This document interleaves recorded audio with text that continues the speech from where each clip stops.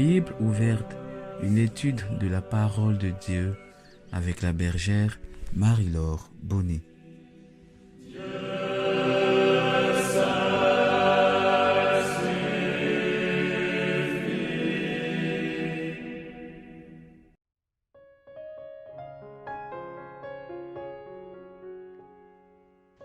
Shalom, chers frères et sœurs en Christ.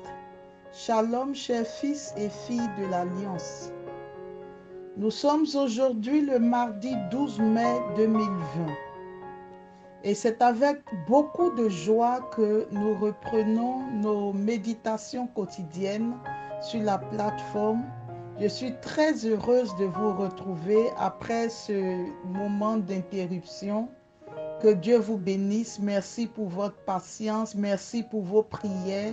Merci pour tout ce que chacun dans le secret a fait pour que la situation soit rétablie. Dieu qui voit tout, qui sait tout, se souviendra de chacun d'entre vous. Que Dieu vous bénisse. Nous nous disposons pour la prière de ce matin. Au nom du Père et du Fils et du Saint-Esprit. Amen. Reçois de moi le parfum qui t'est dû. Le parfum qui t'est La dû. beauté de ton nom. La beauté de ton nom. En mon âme éperdue. Mon âme est perdue. Je veux n'être Je veux qu'à n'être toi. qu'à toi. Jésus, je t'aime. Jésus, je t'aime.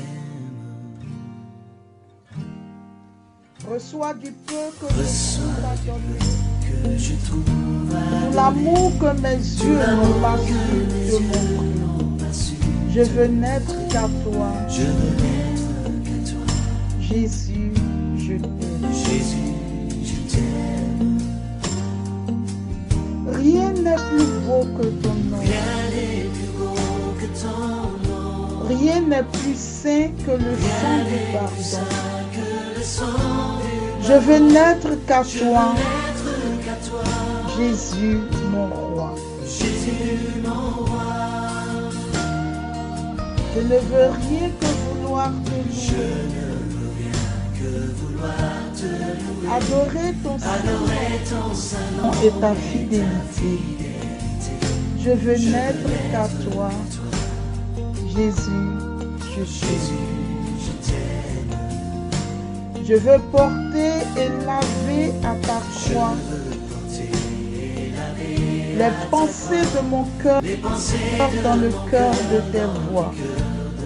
Je veux n'être qu'à toi, Jésus, je t'aime. Jésus, je t'aime.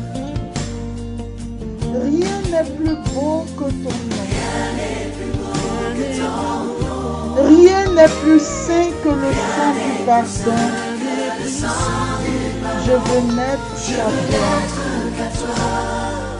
Jésus, mon roi. Jésus, mon roi.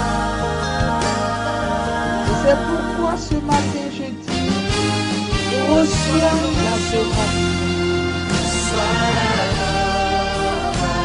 Tu es le roi de gloire, notre victoire. Digne es-tu, Seigneur.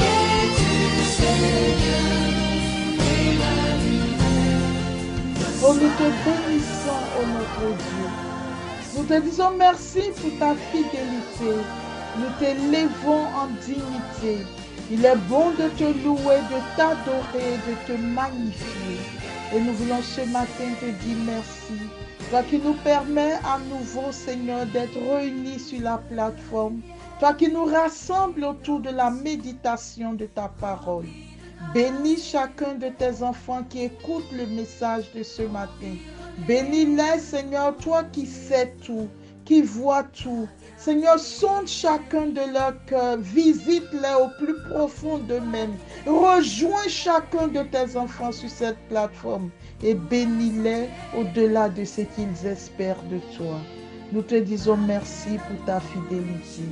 Seigneur, merci pour ce que tu es et ce que tu représentes dans chacune de nos vies.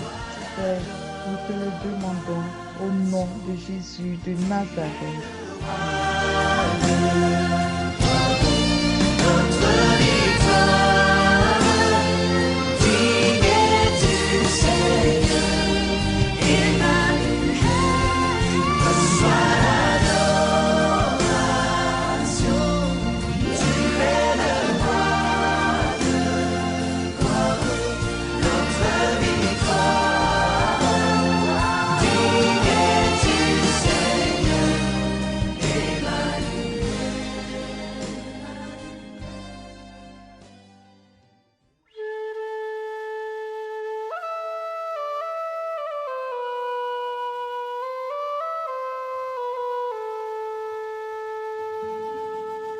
Chers frères et sœurs, comme nous l'avions annoncé, nous avons demandé pendant la période d'interruption de lire 2 livres, le livre de Jonas et le livre d'Esther.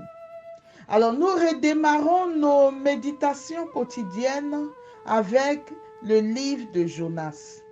Jonas ou l'acceptation de l'autre. Alors, la thématique du livre de Jonas, c'est l'acceptation de l'autre.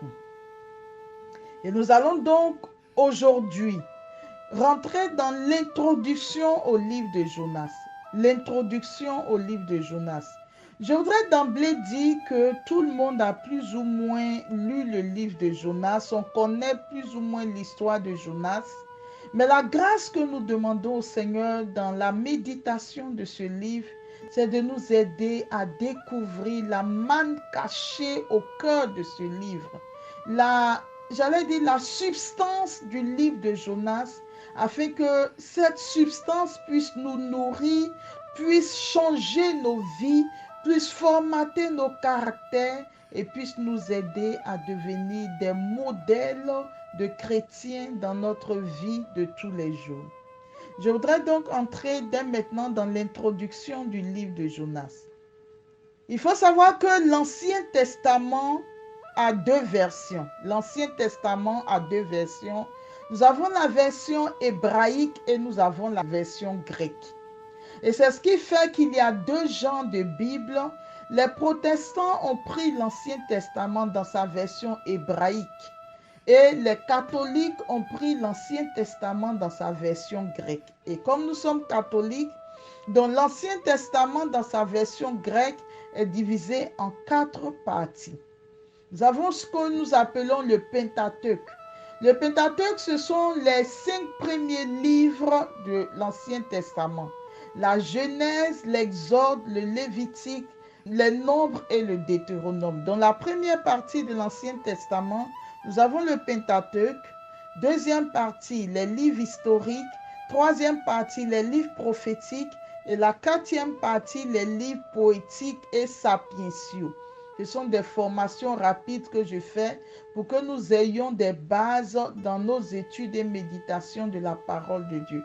Dans l'Ancien Testament, dans sa version grecque, a 4 parties, le Pentateuque, les livres historiques, les livres prophétiques et les livres poétiques et sapientiaux. Les livres prophétiques eux-mêmes sont divisés en 2 grandes parties. La première partie, ce sont les 3 grands prophètes. Il s'agit d'Isaïe, de Jérémie et d'Ézéchiel. Ensuite, la seconde partie, ce sont les 12 petits prophètes, parmi lesquels figure le livre de Jonas. Donc, le livre de Jonas figure parmi les 12 petits prophètes. Et avec le livre de Jonas, vous avez les 11 autres prophètes qui sont Osée, Joël, Amos, Abdias, Michée, Naoum, Habakkuk, Sophonie, Agé, Malachie et Zacharie. D'accord? Donc le livre que nous allons étudier maintenant fait partie de l'Ancien Testament, est dans le groupe des livres prophétiques. Et dans les livres prophétiques, fait partie du 2e groupe qui est intitulé les 12 petits prophètes. Donc Jonas est dans les 12 petits prophètes dans le grand groupe des livres prophétiques de l'Ancien Testament. Alors, le récit du livre de Jonas est censé se dérouler au 8e siècle avant Jésus-Christ. C'était l'époque où Ninive était la capitale de l'Empire assyrien. L'Empire assyrien a été un empire qui figure parmi les empires les plus cruels de l'histoire. Donc Ninive était la capitale de cet empire. D'accord? Or, nous venons d'apprendre que la Syrie était un empire qui fait partie des plus cruels de l'histoire. En 4 chapitres, le livre de Jonas, qui est l'un des livres les plus courts de la Bible. Si vous retournez dans le livre de Jonas, vous verrez que le livre de Jonas a 4 chapitres qui font en tout 48 versets. Dans le livre de Jonas, qui fait partie des livres les plus courts de la Bible, nous raconte l'histoire d'un certain Jonas aux prises avec une mission divine. Ce récit met en exergue les luttes intérieures, les résistances, les doutes, les colères, le désarroi du prophète dans la réponse à la mission que Dieu lui confie. Le livre est divisé en deux grandes parties. La première partie va de Jonas chapitre 1, le verset 1, au chapitre 2, le verset 11. La première partie, Jonas chapitre 1, verset 1, au chapitre 2, le verset 11. Et la seconde partie va de Jonas, le chapitre 3, verset 1, au chapitre 4, le verset 11. Donc nous venons de voir rapidement l'introduction. Alors, il est important quand nous abordons un livre de la Bible de voir approximativement le contexte historique et le message central de ce livre. Quel est le contexte dans lequel le livre de Jonas a été écrit et qu'est-ce que Dieu veut nous dire à travers ce livre? Alors, il faut savoir sur le plan historique que dans l'Antiquité, Israël a vécu autour de grands empires, tels que l'empire babylonien, akkadien, l'empire égyptien, etc. Mais tous ces peuples du Proche-Orient ancien étaient des peuples qui adoraient plusieurs dieux. Donc c'était des peuples polythéistes. Ils avaient des dieux pour chaque chose de la vie. Un dieu pour la récolte, un dieu pour l'amour, un dieu pour la guerre. Donc, ils avaient plusieurs dieux et selon leurs préoccupations, ils se tournaient vers tel ou tel dieu. Seul Israël, dans cet environnement, avait un Dieu unique, qui est justement le Dieu d'Israël. Il est le Dieu d'Abraham, le Dieu d'Isaac et le Dieu de Jacob. Donc, vous comprenez que toute la religion des Juifs exclut de façon catégorique l'adoration des dieux païens. Et donc le peuple, dans sa religiosité, va aller parfois jusqu'à détruire des nations entières, des nations étrangères, des nations qui adorent plusieurs dieux, lorsque ce peuple progressait vers la terre promise. Vous voyez en Deutéronome le chapitre 7, versets 1 à 4, qu'est-ce que Moïse dit au peuple juste avant de mourir? Il dit, lorsque l'Éternel, ton Dieu, t'aura fait entrer dans le pays dont tu vas prendre possession et qu'il chassera devant toi beaucoup de nations, les Hétiens, les Gurzasiens, les Amoréens, les Cananéens, les Phérésiens, les Héviens et les Jébusiens, 7 nations plus nombreuses et plus puissantes que toi, lorsque l'Éternel ton Dieu te les aura livrés et que tu les auras battus, tu les dévoueras par interdit, tu ne traiteras point d'alliance avec elles et tu ne leur feras point grâce. Tu ne contracteras point de mariage avec ces peuples. Tu ne donneras point tes filles à leurs fils et tu ne prendras point leurs filles pour tes fils. Car ils détourneraient de moi tes fils qui serviraient d'autres dieux et la colère de l'Éternel s'enflammerait contre vous. Il te détruirait promptement. Donc, dès le départ, le Seigneur donne à ce peuple de comprendre qu'il ne doit faire alliance qu'avec lui seul et ne pas se mélanger aux peuples étrangers qui risqueraient de les détourner de leur adoration du seul et vrai Dieu vers d'autres dieux qui ne sont en réalité pas des dieux. Israël comprend donc clairement qu'il doit être séparé des autres peuples païens. Et cette pensée va profondément s'enraciner dans la conscience populaire et traverser des siècles d'existence. Le livre de Jonas que nous allons étudier a justement été écrit dans la période du retour de la captivité en Babylone, donc dans la période post-exilique. Et ce livre vient répondre à une préoccupation. Est-ce qu'au fond, Dieu aime seulement les Juifs ou est-ce que son amour s'étend à tous les autres hommes? Cette situation est d'autant plus cruciale que ce problème se pose avec acuité dès le retour de la captivité des Juifs de Babylone. En effet, en 586, Jérusalem tombe aux mains des Babyloniens. Nous l'avons vu avec le livre du prophète Habakkuk. La prophétie se réalise. Jérusalem tombe effectivement aux mains des Babyloniens. Le temple est détruit. On crève les yeux du roi Sédécias et on déporte tous les hommes, les nobles, les bourgeois, les artisans, tous les hommes vaillants en Babylone. Comme l'a annoncé la prophétie de Jérémie, des années plus tard, sous Cyrus II, le grand roi de Perse, le peuple revient en Judée parce que Babylone lui-même a été annexé par les Juifs. Donc, une partie de la diaspora choisit de revenir en Judée tout en demeurant sous la tutelle des Perses.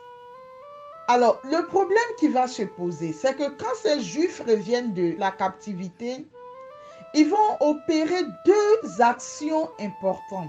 La première, c'est de reconstruire le temple qui a été détruit par Nabuchodonosor, le roi de Babylone. Donc, ils vont se rassembler pour reconstruire le temple que les Babyloniens avaient détruit. Et les Samaritains qui, entre-temps, étaient sur leur territoire, parce que tous les hommes vaillants ont été déportés en captivité. Les Samaritains ont occupé également le territoire laissé vide pendant l'exil des Juifs. Les Samaritains donc viennent trouver les Juifs revenus de la captivité et leur proposent de les aider à reconstruire le temple que Nabuchodonosor a détruit. Et qu'est-ce qui va se passer? Esdras chapitre 4, versets 1 à 3, voici ce que les Juifs répondent aux Samaritains. Les ennemis de Juda et de Benjamin, donc il parle ici des Samaritains qui qualifient de leurs ennemis, les ennemis de Juda et de Benjamin apprirent que les fils de la captivité bâtissaient un temple à l'Éternel, le Dieu d'Israël. Ils vinrent auprès de Zorobabel et des chefs de famille et leur dirent: nous bâtirons avec vous, car comme vous, nous invoquons votre Dieu. Et nous lui offrons des sacrifices depuis le temps d'Ésar-Haddon, roi d'Assyrie, qui nous a fait monter ici. Mais Zorobabel, Josué et les autres chefs des familles d'Israël leur répondirent: ce n'est pas à vous et à nous de bâtir la maison de notre Dieu. Nous la bâtirons nous seuls à l'Éternel, le Dieu d'Israël, comme nous l'a ordonné le roi Cyrus, roi de Perse. Donc, les Juifs refusent que les Samaritains, qu'ils considèrent comme des païens, s'associent à eux pour la reconstruction du temple détruit par Nabuchodonosor. Ça, c'était la première réalité. Le second problème qui va se poser à ce retour de captivité de Babylone, c'est que pendant la période de captivité et à leur retour, certains parmi le peuple ont pris pour femmes des filles des tribus étrangères avec qui ils ont eu des enfants, et les autres demandent qu'ils puissent se séparer de ces enfants et de ces femmes. Esdras chapitre 9, versets 1 à 6. Après que tout cela fut terminé, les chefs s'approchèrent de moi en disant: le peuple d'Israël, les sacrificateurs et les Lévites ne se sont point séparés des peuples de ces pays, et ils imitent leurs abominations, celles des Cananéens, des Hétiens, des Phéréziens, des Jébusiens, des Ammonites, des Moabites, des Égyptiens et des Amoréens. Car ils ont pris de leurs filles pour eux et pour leurs fils, et ils ont mêlé la race sainte avec les peuples de ces pays, et les chefs et les magistrats ont été les premiers à commettre ce péché. Lorsque j'entendis cela, je déchirai mes vêtements et mon manteau, je m'arrachai les cheveux de la tête et les poils de la barbe, et je m'assis désolé. Auprès de moi s'assemblaient tout ce que faisaient trembler les paroles du Dieu d'Israël à cause du péché des fils de la captivité, et moi je restais assis et désolé jusqu'à l'offrande du soir. Puis, au moment de l'offrande du soir, je me levai du sein de mon humiliation avec mes vêtements et mon manteau déchirés. Je tombai à genoux, j'étendis les mains vers l'Éternel mon Dieu et je dis, mon Dieu, je suis dans la confusion et j'ai honte. Ô mon Dieu, de lever ma face vers toi, car nos iniquités se sont multipliées par-dessus nos têtes et nos fautes ont atteint jusqu'aux cieux. Et Esdras chapitre 10, versets 9 à 12 dit ceci. Tous les hommes de Juda et de Benjamin se rassemblaient à Jérusalem dans les 3 jours. C'était le 20e jour du 9e mois. Tout le peuple se tenait sur la place de la maison de Dieu, tremblant à cause de la circonstance et par suite de la pluie. Esdras le sacrificateur se leva et leur dit, vous avez péché en vous alliant à des femmes étrangères et vous avez rendu Israël encore plus coupable. Confessez maintenant votre faute à l'Éternel, le Dieu de vos pères, et faites sa volonté. Séparez-vous des peuples du pays et des femmes étrangères. Toute l'assemblée répondit d'une voix haute, à nous de faire comme tu l'as dit. Ces différentes situations, bien qu'existantes auparavant, mais exacerbées par le contexte du retour de l'exil, vont entraîner un clivage au niveau des Juifs eux-mêmes. Certains, c'est-à-dire ceux qui sont les conservateurs, affirmaient de façon catégorique que le salut et l'amour de Dieu étaient exclusivement réservés aux Juifs. Et les païens n'y avaient aucune part. Et c'est la raison pour laquelle ils ont refusé que les Samaritains les aident à bâtir le temple. C'est la raison pour laquelle ils ont demandé à tous ceux qui ont eu des femmes étrangères de se séparer de ces femmes et d'abandonner même les enfants qu'ils ont eus avec les femmes étrangères. Un autre groupe, plus ouvert, s'opposait à cette pensée et soutenait que le salut vient certes des Juifs, mais l'amour de Dieu ne peut pas se limiter qu'aux Juifs. Il s'étend également aux païens. Le livre de Jonas a donc été probablement écrit par un adepte du second groupe pour montrer comment un prophète juif qui se dit connaître Dieu, comment ce prophète peut négativement se comporter face à une mission ordonnée par ce Dieu qui dit qu'il connaît et montre en face comment des païens qui initialement ne connaissaient pas ce Dieu peuvent répondre positivement à ses appels. Nous avons Ninive qui se convertit, nous avons les gens du bateau qui crient vers Dieu et pendant ce temps, Jonas qui lui est juif, qui dit connaître Dieu, fuit loin de la face du Seigneur. Donc vous saisissez bien l'esprit du livre de Jonas. Le thème central donc de ce livre est le suivant, l'amour de Dieu. Est-il un amour universel qui s'étend aussi bien à Israël qu'aux nations païennes ou est-il un amour exclusivement réservé à Israël? C'est ce que nous allons essayer de découvrir dans la méditation de ce livre qui de prime abord ne donne pas le sens profond du livre. On a tendance à retenir l'histoire de Jonas qui a refusé une mission, qui était dans le poisson, qui arrive à Ninive, Ninive se convertit. Mais au-delà de cette apparence, il y a un message profond dans ce livre et ensemble, nous allons le découvrir dans la méditation de ce livre. Je prie que Dieu vous bénisse, qu'il vous garde et je demande à ceux qui n'ont pas pu encore lire le livre de Jonas de le faire dans la journée d'aujourd'hui afin qu'à partir de demain, nous évoluions ensemble. Que Dieu vous bénisse et vous garde. Au nom du Père et du Fils et du Saint-Esprit. Amen.